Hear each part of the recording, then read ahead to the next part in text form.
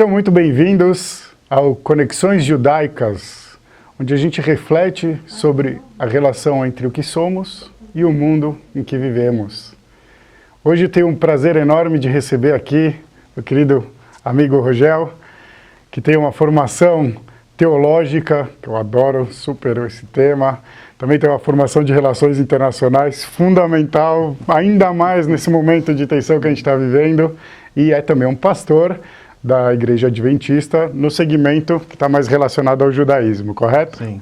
Então, muito obrigado pela sua presença aqui, a gente fica lisonjeado e tenho certeza que vai ser uma conversa muito legal e que vai expandir, né, nossa capacidade de ver, de entender aquilo que está acontecendo ao nosso redor e não só de agora, né, da história como um todo. E aí eu queria dar o start trazendo um assunto que eu acho que vai puxar a gente de uma maneira interessante. Hoje se fala em racismo estrutural, que a sociedade já se estruturou de uma forma que ela é naturalmente racista, por assim dizer. E com o tempo passei a refletir muito sobre o antissemitismo estrutural. Porque, por exemplo, hoje quando alguém questiona a parcialidade do jornalismo para dar uma notícia, para escolher um lado em determinado conflito, o pessoal fala, olha só, estão manipulando. Mas para nós, a gente já via as notícias chegando deturpadas de Israel até a mídia, já 20 anos atrás, a gente já via, se não mais, até, eu não sei se eu posso falar muito mais do que isso, mas, sei lá, 30 anos atrás, pelo menos, tenho certeza do que eu estou falando, a gente ficava indignado de falar, mas não é isso que está mostrando na TV que é a realidade. E isso acabou me levando a falar, não, existe um antissemitismo que é estrutural, que é algo que já, quando envolve o nosso povo de alguma maneira, é sempre mais fácil, ou então dá mais audiência, dá mais relevância, se for de uma maneira crítica, de uma maneira como um contraponto, criando algum tipo de conflito, enfim.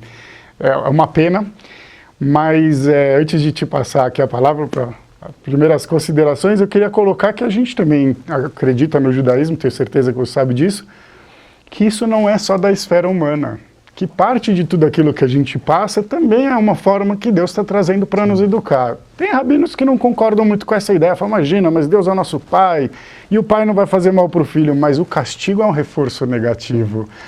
Né? Eu entendo as tragédias da nossa história como mecanismos divinos também para causar em nós um despertar. O próprio 7 de outubro que aconteceu em 2023 e que até agora arrasta essa guerra, esse sofrimento, essa angústia pelos reféns, é um despertador, e especificamente em Israel, nesse contexto do 7 de outubro, a sociedade estava extremamente dividida, extremamente manipulada, a focar mais nas diferenças, nas divergências e se tornar um ambiente mais conflitante, quando na verdade a gente precisa de união. E a guerra e esse ataque acabou trazendo uma inversão quase que imediata. Restaurantes de Tel Aviv, cidade tão famosa e tal, que não queriam comida kasher, que jamais fariam e tal, militavam pela não... Né? De repente, de imediato, fizeram comida kasher para poder mandar para os soldados e ajudaram em campanhas de buscar, inclusive, artefatos religiosos, livros, para poder mandar para os soldados rezarem.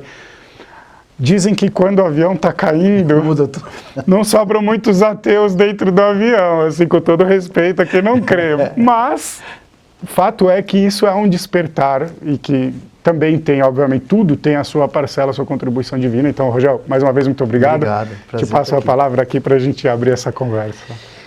Bom, vou dizer para você como eu cheguei eu tenho a formação minha em teologia, minha primeira formação em teologia, e de repente fui estudar o antissemitismo. E como eu cheguei nisso, talvez vai dar uma linha à nossa conversa. Eu sou adventista, os adventistas guardam o Shabat. Acontece que você tem adventistas no mundo inteiro hoje. E nós temos, por exemplo, a guerra Ucrânia-Rússia. A gente tem adventistas do lado russo e do lado ucraniano. Nós temos adventistas judeus, como temos adventistas que são árabes. Uhum. Então, o que aconteceu? Eu percebi o seguinte. Houve um caso de um adventista morando num determinado país do Oriente Médio, um país muçulmano, e foi morto.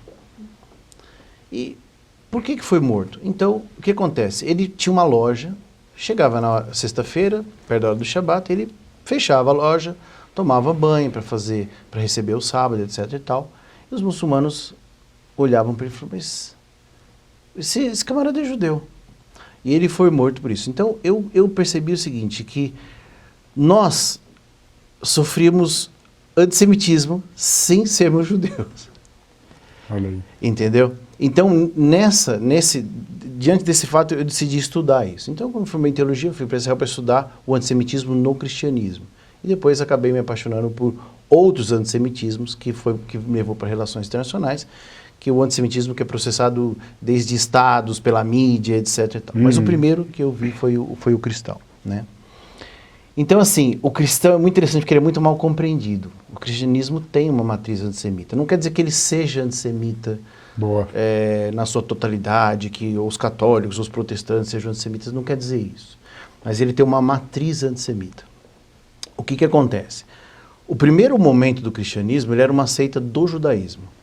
Ele era uma seita judaica e os atritos que tinha eram atritos interseita. Então, aqueles que seguiram, inclusive era chamado Hadera, que era chamado o caminho, né? Que seguiu o caminho naquele primeiro momento ali, até metade do primeiro século, ali, todos judeus. E nesse momento, começa, já na segunda metade do primeiro século, isso entrar no mundo gentílico. Mas com muita dificuldade, porque a congregação que estava em Jerusalém não aceitava muito bem isso. Por quê? Você tinha que entrar em casa de incircunciso, você comunicava isso com soldados romanos que estão ali oprimindo o povo de Israel naquele momento, etc. e tal. Isso vai crescendo para o mundo gentílico, e conforme vai crescendo para o mundo gentílico, a congregação que está em Jerusalém vai entrando em choque interno, porque fala, como a gente tem valores judaicos, a gente come assim, come assado, agora você chega na Ásia Menor, num monte de paganismo, cada um come o que quer, não tem Shabat, não tem isso, não tem aquilo. Então, juntou um concílio em torno do ano 50, e eles decidiram, olha, o que é o mínimo que um goi, e que é um pagão que está vindo, o que ele tem que fazer? Aí decidiram, olha, que ele não coma coisa ilícita, não coma animal sufocado, não coma carne sacrificada a ídolo, que não se meta em relações sexuais ilícitas, etc. e tal. E o resto, como ele vai ser adequado à sinagoga local, Moshe Rabbeinu todo sábado é falado na sinagoga, ele vai aprender a Torá ali. Então o que acontece? Nesse primeiro momento, mesmo que esse cristianismo está processado só dentro do judaísmo como uma seita judaica, quando ele começa a crescer e entrar no mundo goi, ele entra nessa perspectiva, porque você não tinha a possibilidade de você ser cristão sem ser judeu. E essa é a grande briga com a congregação que tem em Jerusalém. Fala assim, você não pode pegar um cara goi e trazer ele se ele não é judeu. Ele tem que aprender da Torá, ele tem que aprender a Alahá. Sim, fazer essa escolha. Fazer a escolha dele, fazer bris, fazer Brit Milá, etc. Tal. Então, há um atrito interno dentro do cristianismo para tentar resolver essa questão.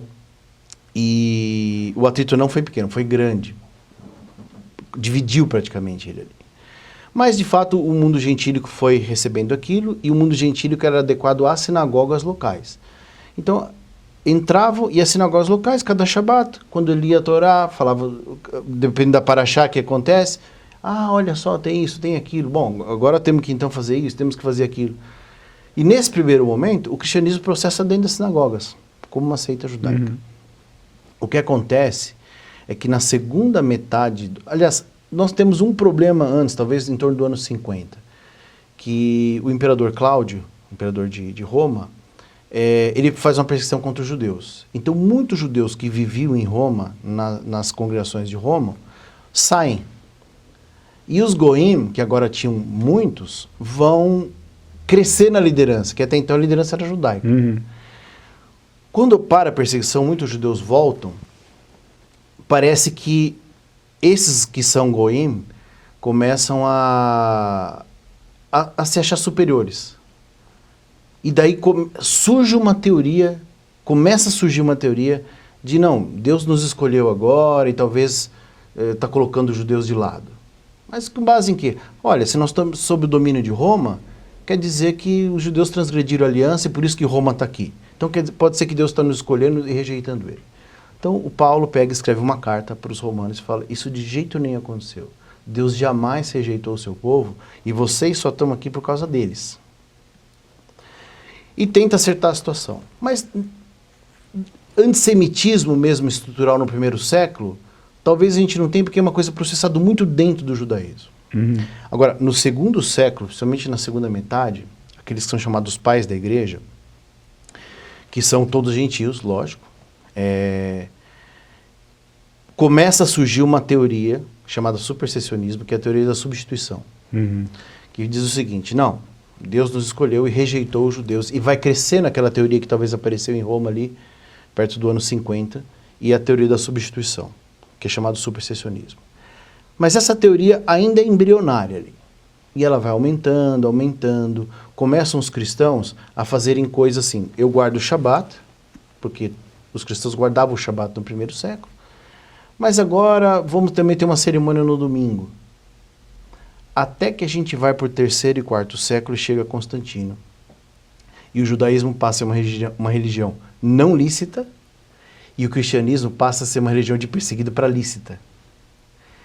E até como oficial? Como oficial, como religião do império. Né? E nesse momento, o que vai acontecer? Nesse momento, o cristianismo vai desenvolver uma identidade em oposição ao judaísmo. Então, daí em diante, todos os concílios da igreja cristã, elas vão desjudaizando o cristianismo, que já começou esse processo já no segundo século, mas vai ser um processo de desjudaização. Então, assim, judeus guardam o Shabat, a gente não guarda mais Shabat. O Pessa, 15 de Nissan, não, nosso Pessa vai ser outra data. O Brit. Então, Brit, tudo vai mudando. Circuncisão. Exatamente. A própria, você vê, o próprio nome do livro cristão, que é o Novo Testamento, é uma identificação antissemita, ou antijudaica. Porque quando você fala Novo Testamento, quer dizer que você está falando, o outro já... Ficou obsoleto.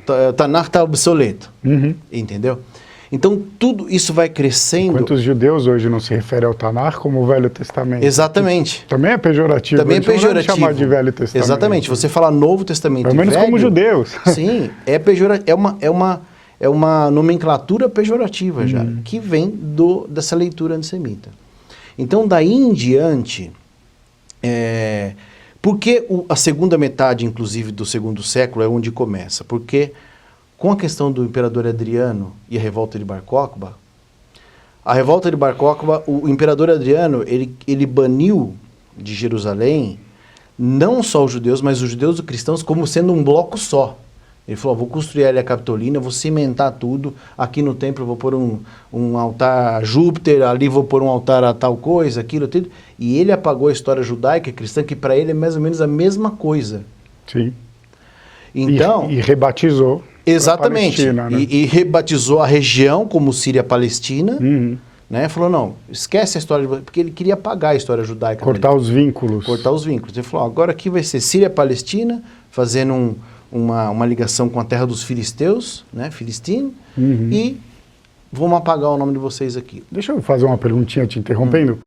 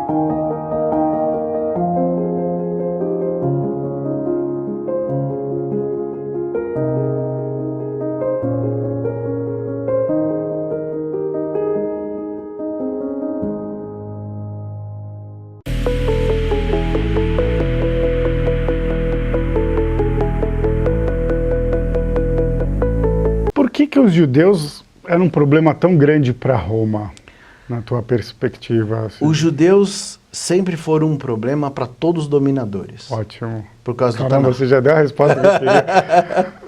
Porque o que acontece? Vamos pensar, dominação assíria, dominação babilônica, dominação persa, dominação grega, depois dominação romana. Todos os povos dominados, é ruim ser dominado, mas eles ganharam alguma coisa com isso também. A dominação helênica, grega, ela trouxe coisas boas para a região. Sim. A Roma trouxe a paz romana, quer dizer, tornou a região muito mais segura, etc. E tal. E todos os povos eram adequados. A questão com os judeus é que a questão da Torá não permite você adorar o imperador, você adorar outros deuses.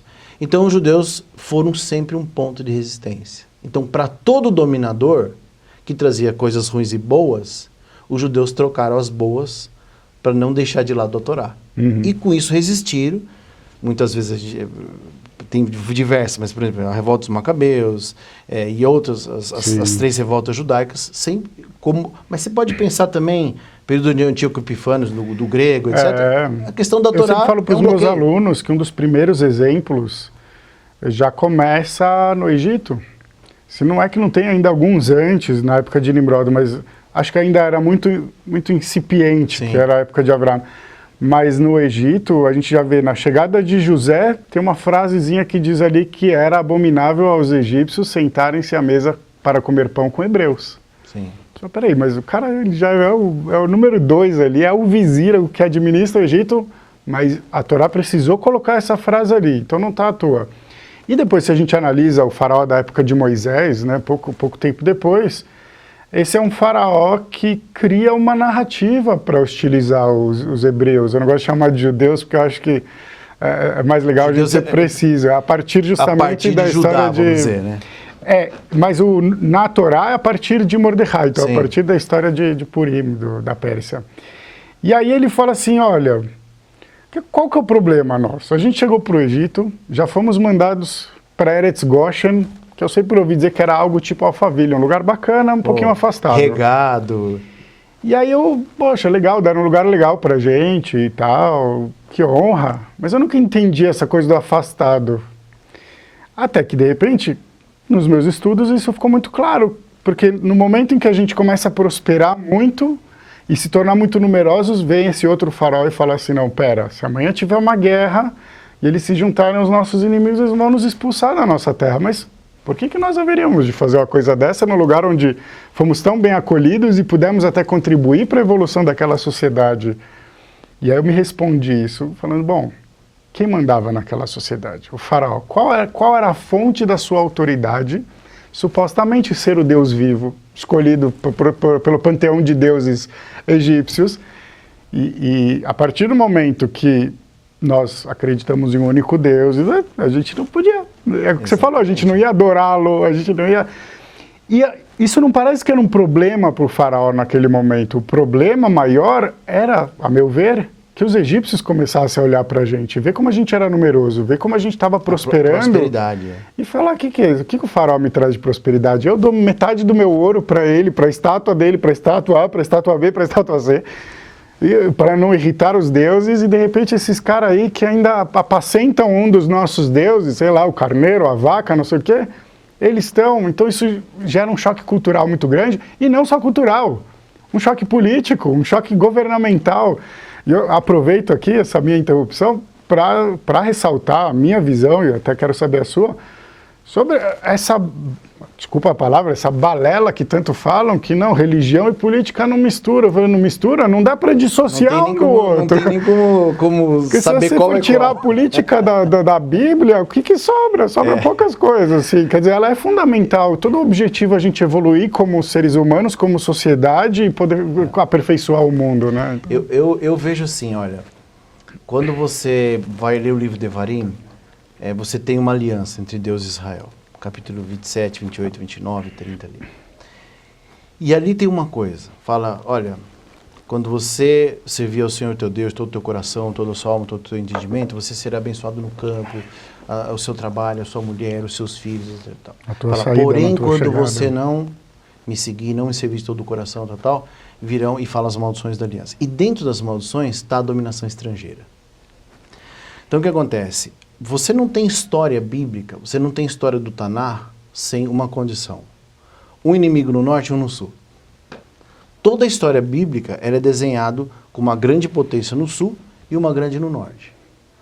Então, sem a política desses dois e sem a aliança, você não tem história bíblica. A história bíblica é Israel se aproximando deles, Israel Sim. saindo. Diálogos, tratados. Então você pega todo o período dos reis, etc e tal, sempre está ligado com uma potência dominante. Então você não tem história bíblica sem a ideia de uma potência dominante e tentando dominar Israel. Uhum.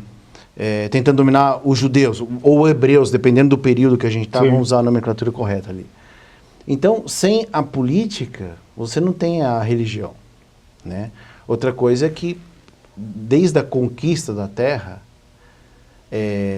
a conquista por... Moisés não participa da conquista, mas de Josué para frente, a conquista é uma conquista política. É uma conquista de exército. O estabelecimento. E também, a manutenção político, também é. Com certeza. Então, assim, quando no período dos juízes vai ter pedaços daquela conquista de Josué se perdendo, são dominantes. Os filisteus é um caso desse. Na verdade, sim, Israel interrompe a colonização filisteia da região. Exatamente. Entendeu? Então, não existe você entender a religião que foi processada do povo de Israel sem entender a questão política de potências dominantes e a disputa que vai haver sempre. Sim, e o livro de Juízes dá uma ênfase muito grande nisso, principalmente na segunda metade e na última frase, onde ele reafirma que, pelo fato de não haver um rei sobre Israel, cada um fazia o que queria, o que parecia bom aos seus olhos. E o rei também desviava. Você tem rei como aí Ezequias... Isso me levou a um questionamento, peraí, mas ter rei era uma coisa boa ou uma coisa ruim? Mas olha que interessante. Tem Devarim, ele fala, quando você se assentar e tal, você vai olhar os povos ao teu redor, eu também quero. Aí, quer dizer, Maria vai com as outras? Mas é engraçado que ele, apesar de Deus parecer não apoiar tanto uma monarquia, ele deixa legislação para isso. Ele fala, se você vai ter... O que o rei precisa fazer? Não ter muitos cavalos, não ter muitas mulheres, ler a Torá, escrever. Regulamentado, claro. Ele falou, vou deixar regulamentado, vocês vão querer, então... Quer dizer, parece que é um mal necessário, que vai precisar no momento da evolução dessa sociedade que está se estabelecendo ali. Precisava de uma governança, apesar que os juízes foram grandes líderes, também foi uma época de altos e baixos, como todo o Tanakh, mas assim, foi uma época importante também, não fica... Acho até que foi uma época... Eu ousaria dizer que talvez foi uma época mais estável dentro do povo do que a época dos reis, onde o rei puxava o povo para baixo muitas vezes. Ele que deveria ser o exemplo. Exatamente. Até Davi, a gente tem uma construção. A gente tem uma... de Josué, você tem o período dos juízes que tem algumas quedas, mas depois que a gente entra no período de Shmuel e Saul, aí nós vamos até Davi praticamente numa crescente. Uhum. Quando a gente chega em Salomão, que a gente tem o ápice de Israel, é quando a gente tem a maior queda também. Sim. Porque Salomão, ele começa a importar essa coisa de deixar a Torá... Não, calma, tem essa coisa toda da nossa lei e tal, mas olha, eu caso com uma princesa aqui do país tal, deixa ela pôr um templo da divindade dela com o sacerdote, a gente não vai se envolver com isso aí. Isso. Ele começa faça amor, não faça guerra. Exatamente, meio permissivo. E os reis que vêm depois dele, na verdade, isso é uma coisa até complicada, mas você tem o caso de Ezequias, e você tem poucos reis que voltam para a Torá. Uhum. E é uma coisa interessante, o Estado, né, eu estou falando do Estado nesse período bíblico, ele é criado para promover a Torá internamente. Então o que aconteceu? O exílio babilônico, o que ele é? O exílio babilônico é Deus permitindo o Estado ser destruído, porque o Estado está tomando uma posição contrária. Exatamente. Fantástico. Contrária. Então, Deus falou, se o Estado, que é a máquina que... Sim. Com recorte geográfico. A própria casa de Deus. Exatamente. O templo sagrado. Está sendo usado para outra coisa. De repente se tornou um lugar de corrupção. Exatamente. Então eu vou destruir minha própria casa. Minha própria casa. Então eu tenho, sei lá, asco de vocês ficarem matando animais à toa, se isso não torna vocês pessoas melhores. Se não tem cavananes. isso virou um teatro. É. Porque se não é um ritual que vai te conduzir a algo concreto, vocês não estão se tornando melhores. Acho que é na Carta de Lamentações que fala isso. Eu estou farto das suas rezas intermináveis e do abate de animais, que isso não está tornando vocês pessoas melhores, mais conscientes. Eu sempre falo assim, você dentro da Torá, você, como em qualquer legislação, se você pensar como um código de civil até, você tem maneiras de manipular. Então, vamos pensar, por exemplo, eu tenho que fazer minha oferta a Deus lá de X% do que eu tenho de vacas ou de carneiros. Puxa, põe lá um cajado, os primeiros X que passarem embaixo são de Deus. Aí passa 3 dos melhores. Assim, e agora, puxa, os melhores, meu reprodutor. Você pode resgatar e pagar 1/5. Se é melhor isso, você tem essa condição de fazer dentro da Torá? Sim. Pagar 20% e resgatar aquele ali e pôr outro, entendeu? Então, mas aquele negócio, o mecanismo do Estado, ele podia, assim, chega no período de Salomão, que ele conquista o Colo Israel, ele está lá desde Amat até lá embaixo no Egito. Né? Ele conseguiu conquistar o Colo Israel todo ali, e você tem várias nações, o caso da Rainha de Sabá, que chega e fala, olha, isso aqui é maravilhoso, eu quero fazer parte desse negócio admirar aqui. de perto. Eu quero fazer parte disso aqui, porque essa lei de vocês, esse Deus de vocês é uma coisa impressionante. Né? Só que aquela coisa, quando Israel estava no ápice, Salomão perdeu a mão, como a gente diz assim, e daí você vai ter, em tese mesmo, 2 reis que vão fazer uma techuvá do povo todo, vai reconstruir Beit HaMikdash, vai reconstruir o templo, vai reconsagrar o sacerdócio, fazer todo aquele sistema funcionar de novo, porque o resto usou o Estado para... Exato. Jeroboão talvez fez um pouco assim, mas... Então, no caso, vamos dizer, que a gente estava falando, no caso do cristianismo, depois da revolta de Bar Kokhba, os cristãos goim de Roma falam, gente, se a gente ficasse muito parecido com os judeus, nós vamos tomar pedrada aqui. Então, eu acho que a revolta de Bar Kokhba, ela começa a fazer um desenho diferente no cristianismo, que vamos começar a fazer a separação mais clara. E isso vai crescer. Sim. Isso vai crescer. Então, eu vejo assim, os judeus até se separaram mais do cristianismo do que o cristianismo dos judeus, porque os judeus começam a perceber que o cristianismo, que até então foi uma seita judaica, começa a virar um negócio pagão de novo. E os judeus falam, se não tem Torá aqui, desvirtuou. Sim. Então, essa separação é graças aos judeus fazerem um retorno, porque principalmente quando o cristianismo vai se tornar a religião do Estado, ela não é o cristianismo mais da Bíblia, ali, do Novo Testamento que a gente fala. Né? Seria a faceta romana já. É uma faceta romana e pagã. Sim. Entendeu? E estatal. Tem elementos? Tem. Claro. Mas o cristianismo se desvencilhou da Torá para poder se tornar uma coisa lícita. E os judeus vão entender que é uma traição. Se todos os goim estão chegando, entrando, vão sendo adequados às sinagogas, estão aprendendo Moshe Rabbeinu em todo o Shabbat, tal. Agora começa a se paganizar, né? Por exemplo, o próprio domingo entrou no cristianismo como? O domingo é um dia de adoração ao sol. O dia 25 de dezembro é um dia mitraísta. O cristianismo vai puxando tudo isso. Os concílios vão falar, olha, o judeu, como eu falei, né? O Pessa, como que é o Pessa? É assim, assim. Não, o Pessa agora vai ser diferente. Nós vamos alterar a data e o sentido. Agora o sentido do Pessa não é mais libertação do Egito. Não é mais sair terra de Mitzrayim e tal. Agora o Pessa é a ressurreição de Jesus. Então, apaga uma parte da história para reconstruir uma nova. E nessa, você vai apagando toda a judaicidade do cristianismo. Né? Esses elementos vão ficar, esses inputs vão ficar na história. E sempre que o antissemitismo ele é uma coisa plástica, ele se adapta a qualquer realidade. A gente chama de vírus também. Exatamente, um tipo de vírus. Tipo de vírus. Então, assim, evolui, agora o problema é esse, o antissemitismo consegue criar uma versão dele para aquilo. Sim. Né? Então, sei lá, o cristianismo tem o seu antissemitismo, tem a sua estrutura, Aí você fala assim, bom, mas isso aconteceu no período do Império Bizantino, mas na Idade Média, Roma também foi extremamente antissemita, mas você falou, não, aí vem Reforma Protestante. Aí no começo Lutero falou, não, a minha ideia é que eu vou converter alguns judeus. Quando ele viu que ele não conseguia, ele se tornou totalmente contra os judeus e escreveu coisas pesadíssimas. Aí você fala o seguinte, a Alemanha de Hitler usou o antissemitismo cristão para fazer aquilo? Num primeiro momento, não. Mas, com certeza, a sociedade alemã luterana está extremamente carregada do antissemitismo de Lutero. E é muito mais fácil você, vamos dizer, fazer o que fez com os judeus com uma sociedade permissiva por causa de uma teoria. Já está na mentalidade. Já está na mentalidade. Esse pessoal fez isso, fez aquilo, tal. Isso vai crescer. Hoje é uma outra teoria que a gente... ela é grande para trabalhar, mas chamada supersessionismo.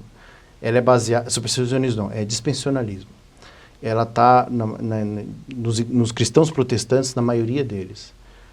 Na mente católica ainda existe um pouco do supersessionismo, que é essa ideia de substituição. O dispensacionalismo é uma teoria que existe nos protestantes, que fala assim, não, nós estamos vivendo em dispensações. E vai chegar um momento que vai voltar a dispensação judaica, que agora é a cristã, é a da graça, e daí os judeus vão sofrer pelo que eles fizeram. Então ela é tão antissemita como a outra, ela só muda um pouco o desenho. Sim. Né? Porque a ideia é que os judeus vão ter que continuar o reino deles e com algum tipo de sofrimento para pagar o que fizeram na história. Então, o que eu digo para você, o cristianismo ele tem um antissemitismo embrionário. Não quer dizer que os cristãos sejam antissemitas nas suas igrejas, nas suas congregações, mas ele tem um embrião que vira e mexe, a história vem e ressuscita ele, esse input, e faz ele virar um monstro. Aí depois, não, calma, não é assim. Então ele, quando você não tinha Estado de Israel, você não tinha alguns tipos de antissemitismo. Quando você não tinha holocausto, ou quando você não tinha comunismo, você não tinha alguns tipos de antissemitismo. Sim.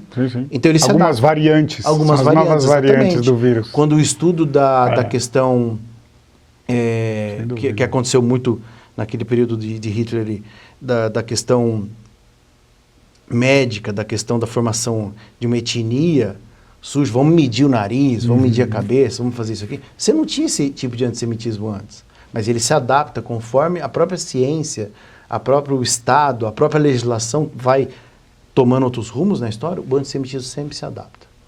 Então, hoje, por exemplo, com tudo que aconteceu em Israel, com tudo que aconteceu depois do 7 de outubro, você tem um antissemitismo muito grande gerado no mundo por isso, sendo que ele consegue desconsiderar toda a barbárie, legitimar até. E legitimar, exatamente. E você vai pegar esses bloquinhos do antissemitismo, ele passa pelo cristianismo, ele passa por um monte de construções. Então, e vou te falar, não é uma coisa pequena. Você fala, não, isso aqui foi uma televisão que fez isso aí, porque eu tinha um jornalista lá que... Não, é a maioria. Sim.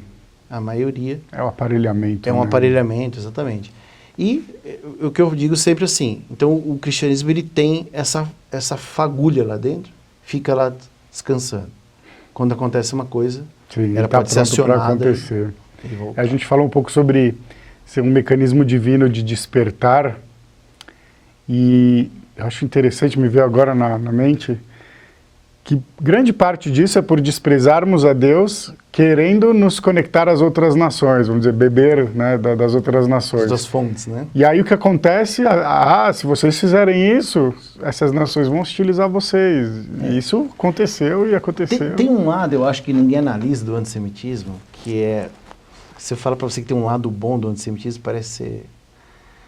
Mas o antissemitismo para o judeu, ele traz um despertar dele entender quem é ele e o que ele precisa fazer.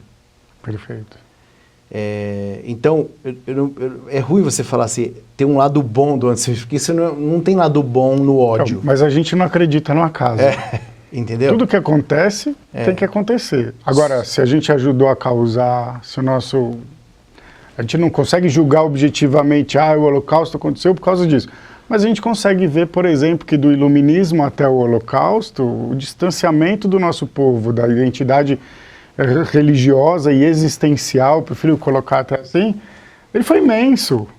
Até o ponto que a gente na Alemanha falava, não, eu sou primeiro alemão e depois judeu, a nossa Jerusalém é Berlim. A laicidade, né? A gente queria um desejo tão grande de entrar naquela sociedade e aquela sociedade nos exterminou de um jeito Mas isso que vamos dizer, com reticências aqui, né?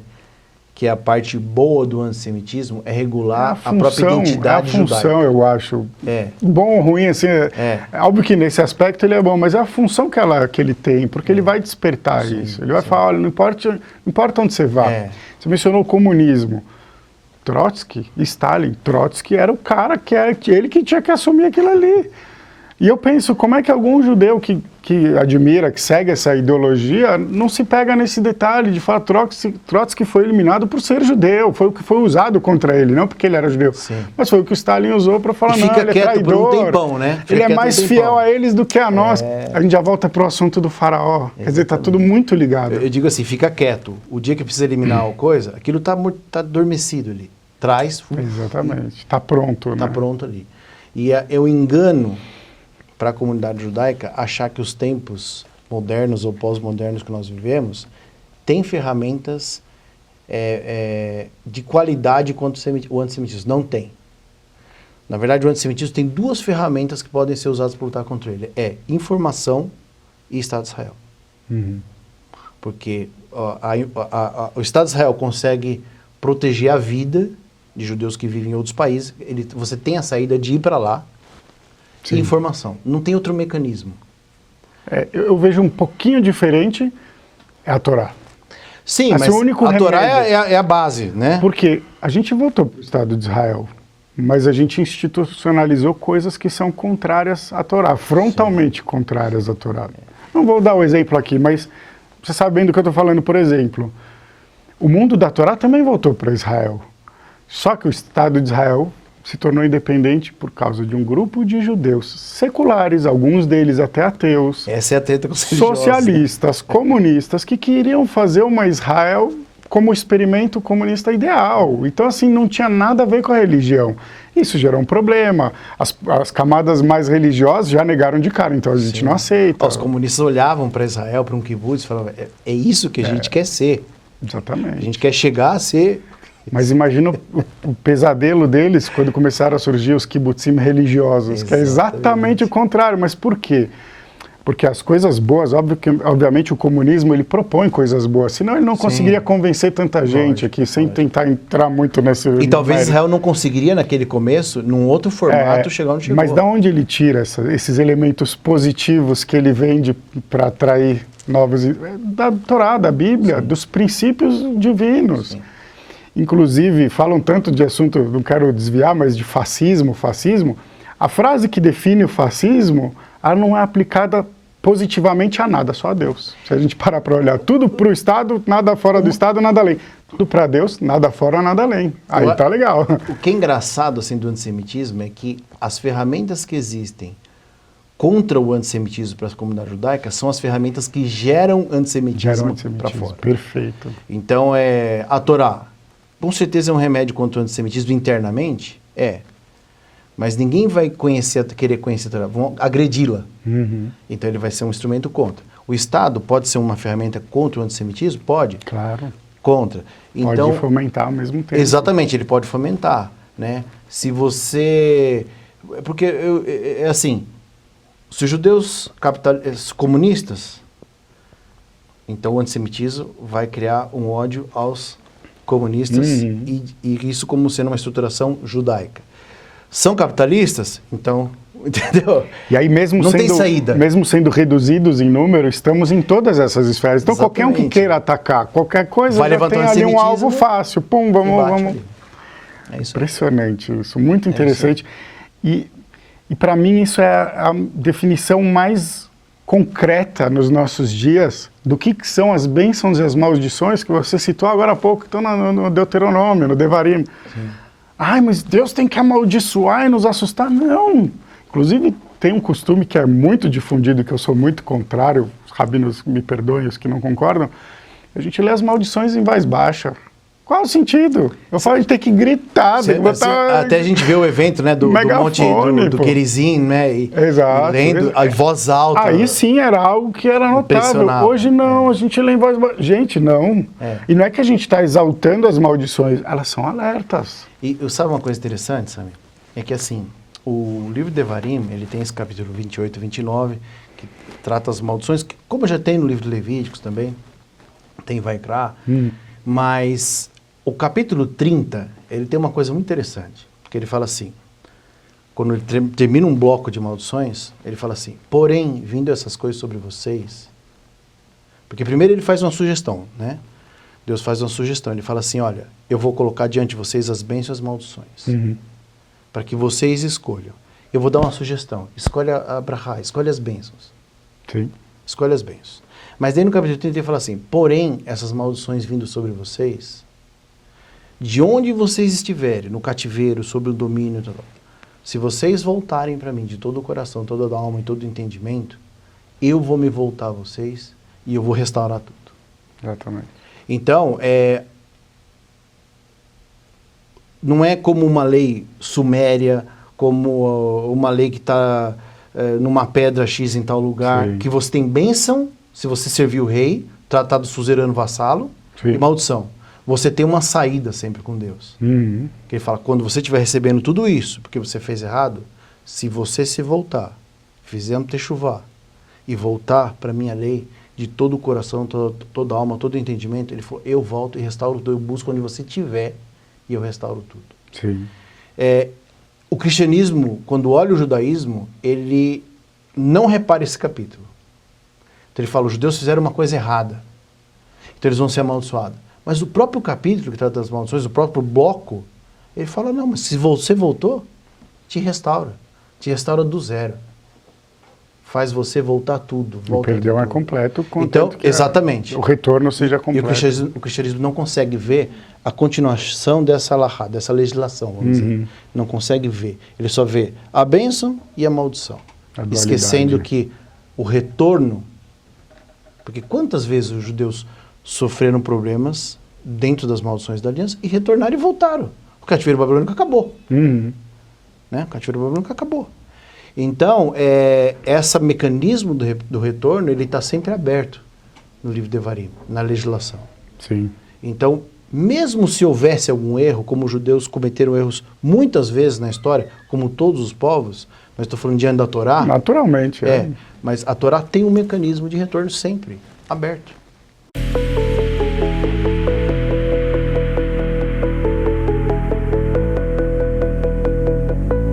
Meu nome é Conrado. Sou consultor de inteligência da Broadfy. Imagino que você pode estar pensando, um canal de televisão só meu? Isso é muito grande para mim. Não. É exatamente o contrário. Quantas vezes a gente já não ouviu a mesma história? Empresas grandes, pequenas, de todos os tamanhos, gastam e gastam e gastam nas redes sociais. E qual é o resultado? Nada. Zero. E por que não deu certo? Falta de estrutura. Com a Broadfy, o seu canal de streaming organiza todas as suas mídias em um único lugar. Isso vai te dar o poder de transformar os seus seguidores em telespectadores. Consegue enxergar a potência dessa mudança? É brutal! É uma revolução em todos os sentidos. E o mais importante, com a Broadfy, você não está sozinho. Nossa estrutura é completa, desde o planejamento estratégico até a exibição no seu canal. Agende agora uma demonstração. Aqui embaixo vou te mostrar tudo o que podemos fazer por você, por sua empresa ou associação.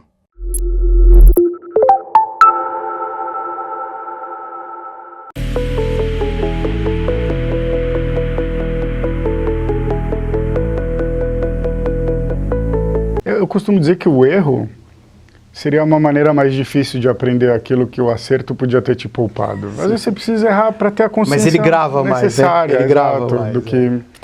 E aí eu queria entrar num outro ponto aqui para a gente começar a preparar a nossa conclusão, porque a conversa boa passa rápido o tempo.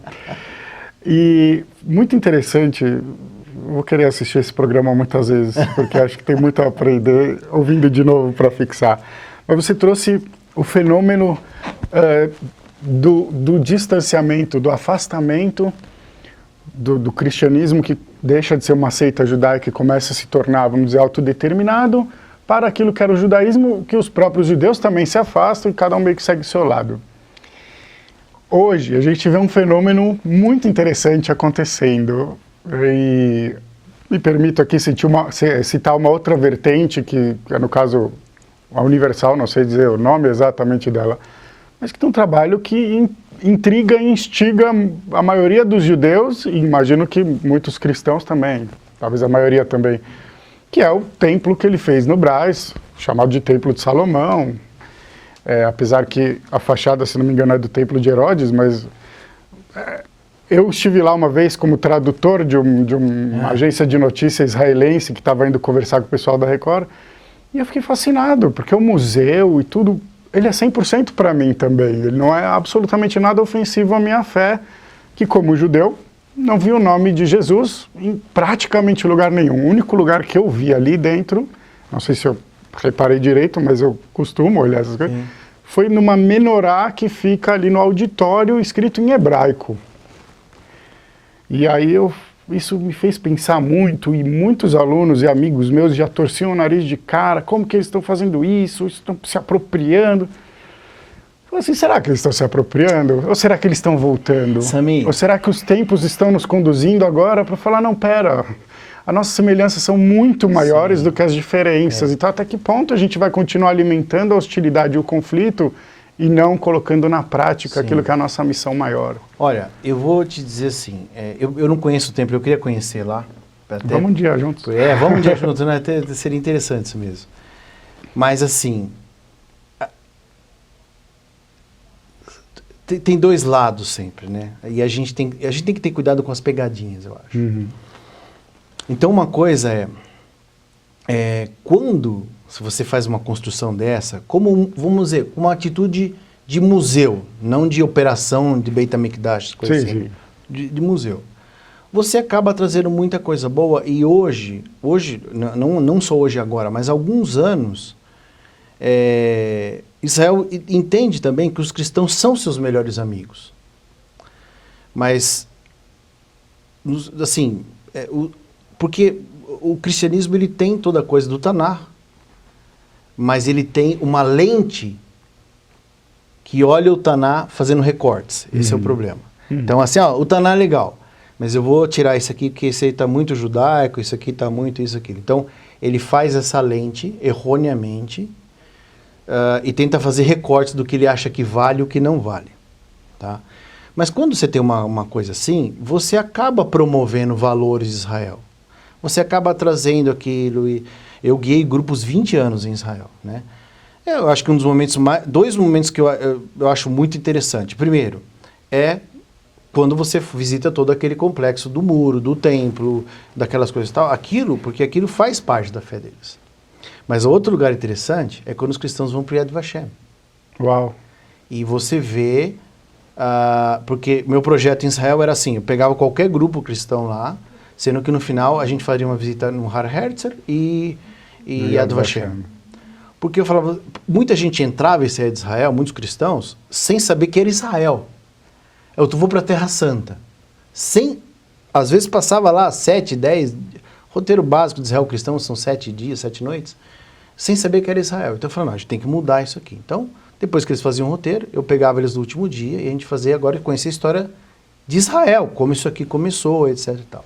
E no Yad Vashem, quando eles chegavam ali, e eles começam a ver o mal daquilo, né? Que você vai andando ali, é pesado.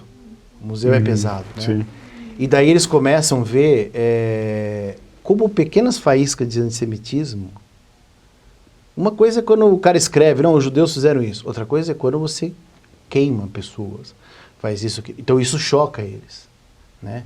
E eles daí saem de lá com a consciência muito diferente, depois voltam para suas congregações, suas igrejas e trazem uma coisa muito diferente. Então, assim, eu acho assim, o templo, que nem o Templo de Salomão, ele vai fazer uma conexão. A gente tem que ter cuidado sempre com a pegadinha, né? Se existe uma pegadinha. Exato. Então, se aquilo é uma coisa 100% ou 92%... Primeira vez que eu passei de carro na frente e vi aquilo. É impressionante, né? Eu vi as fotos. Eu chorei. Eu não aguentei, eu olhei aquilo ali e falei, caramba, nunca imaginei. A gente tem fé que a gente vai ver o templo em pé, em Jerusalém e tal. De repente você está vendo ele aqui no meio do Brás. Isso mexeu muito comigo, me tocou fundo, assim. E depois, algumas pessoas da comunidade, muito seculares, infelizmente, chegaram para me perguntar sobre um comercial que passava, que falava, não importa a sua religião, você é bem-vindo aqui. O que é lindo, maravilhoso. Sim. Aí aqui tá a pegadinha. Exatamente. Pra gente é um problema se a gente for lá para o culto. Exatamente. Óbvio que se a gente for lá conversar, estudar, museu, tudo isso faz parte até. Mas e para o culto? E aí a gente entra num outro ponto que eu já não sei se a gente vai conseguir abordar hoje, ou talvez numa próxima conversa, que é também o efeito da secularização, que acontece, a meu ver, muito no judaísmo, óbvio, infelizmente. Vejo um pouco mais no catolicismo do que nas outras vertentes cristãs, se eu puder colocar desse jeito, e quase nada no islamismo, pelas razões que a gente já sabe. Eles são muito estritos, muito rígidos e muito punitivos também. Mas o quanto isso é prejudicial para a gente normalizar a secularização até o ponto que alguém diga, e por favor, ninguém que esteja assistindo se ofenda com isso, mas é muito comum a gente ouvir por aí, eu sou judeu, mas não sou religioso. Mas então, peraí, mas então o que é ser judeu? E a pessoa ainda fala, não, eu sou com muito orgulho, eu não quero que ninguém perca o seu orgulho ouvindo isso.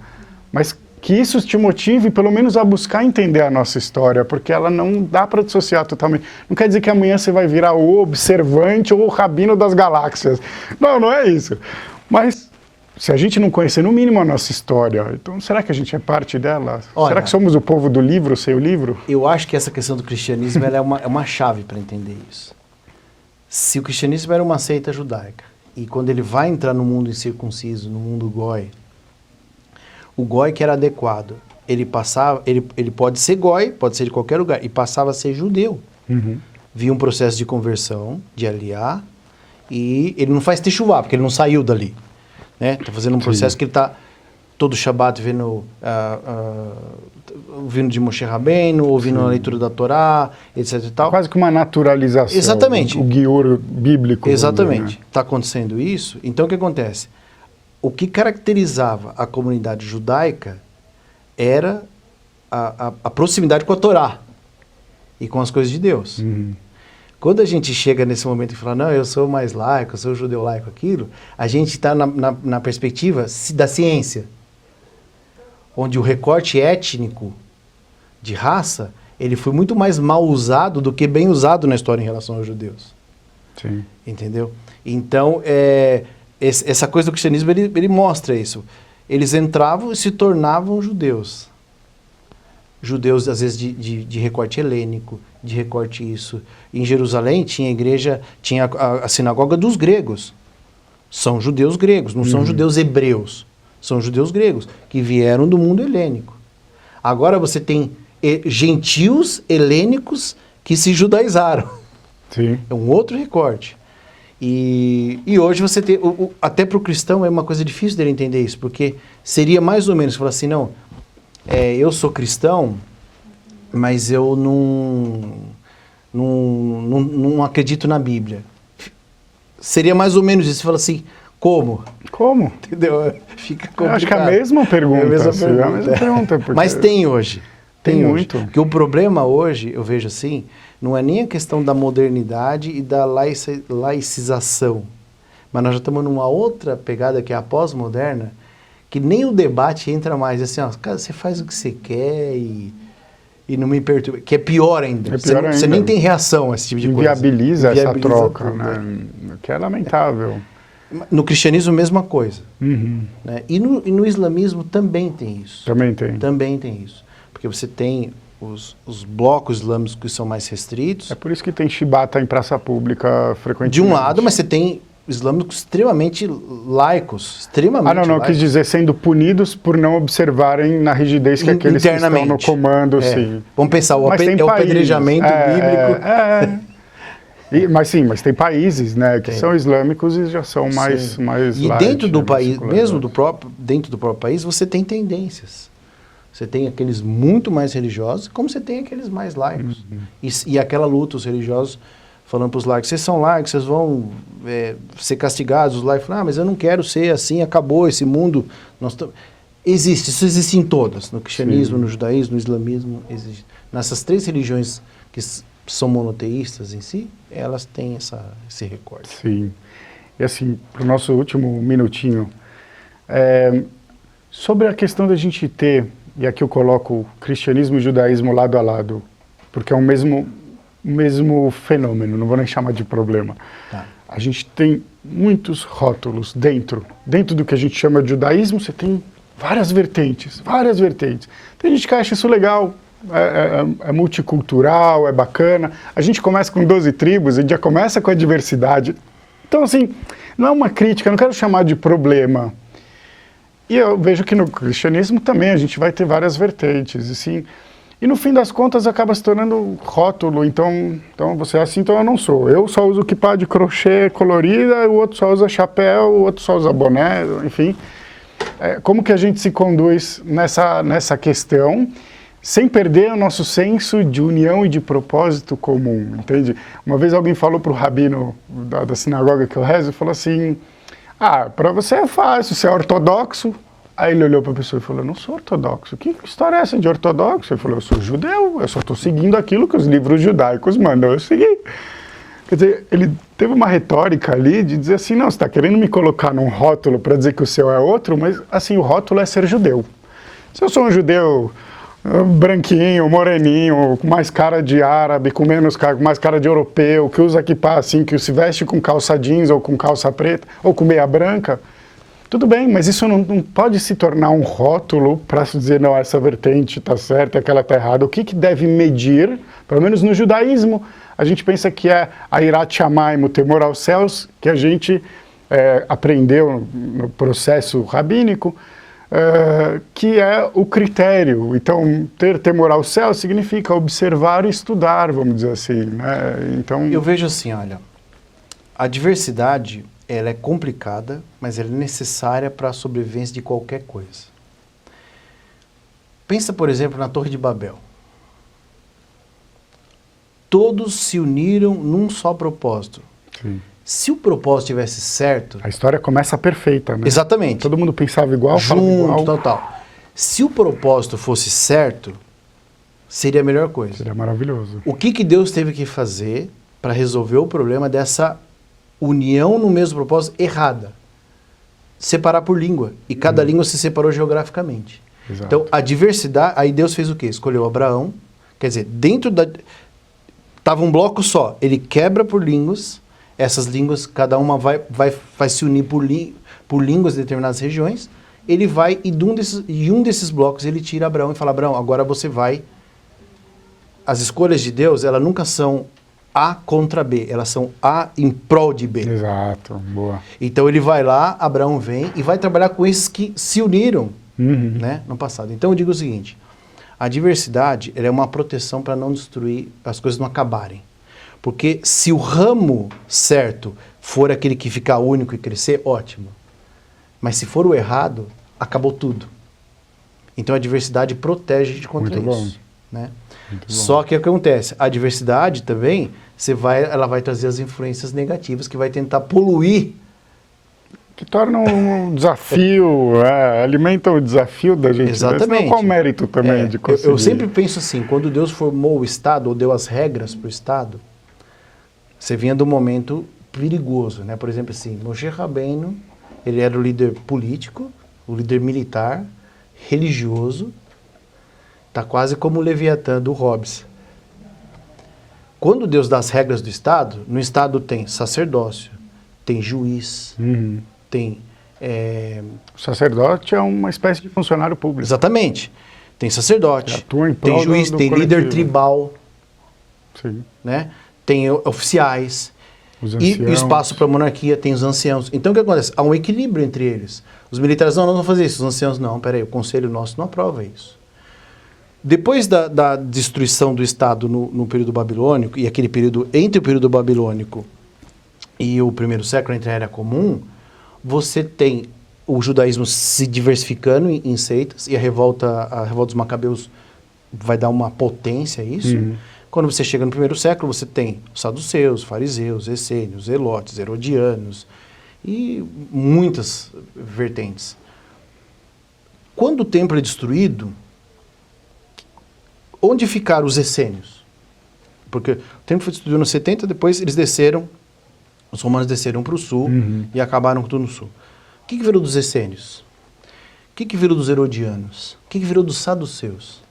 Praticamente o que sobra da destruição do templo são os fariseus, Sim. porque estão mais ligados à sinagoga e menos dependentes do templo, e os cristãos.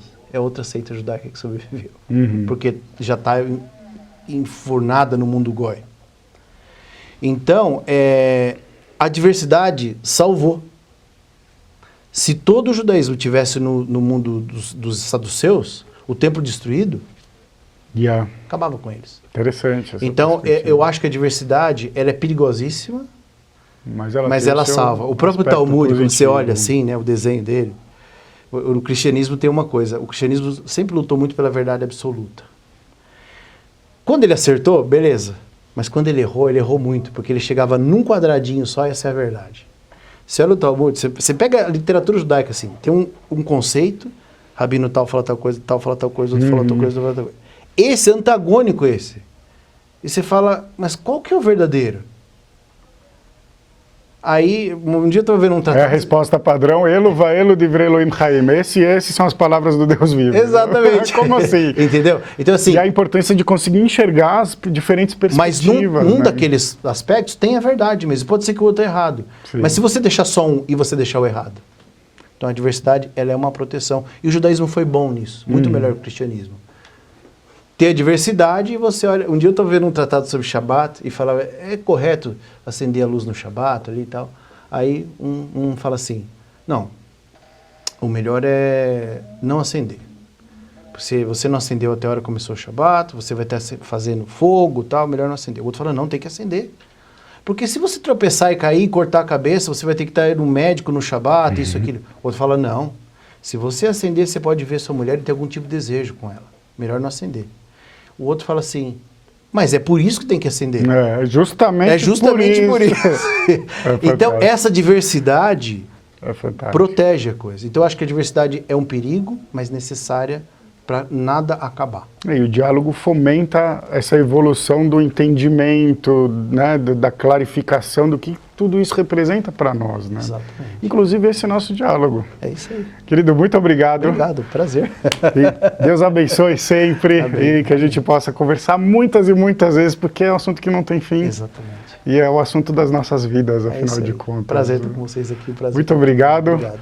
Todo mundo que quiser conhecer um pouquinho mais sobre o Rogel, vai aparecer os contatos, mídias sociais e tal. Sigam, conheçam, uma pessoa muito especial, abençoado. E a gente se encontra, se Deus quiser, no próximo programa, se conectando ainda mais. Obrigado. Shalom.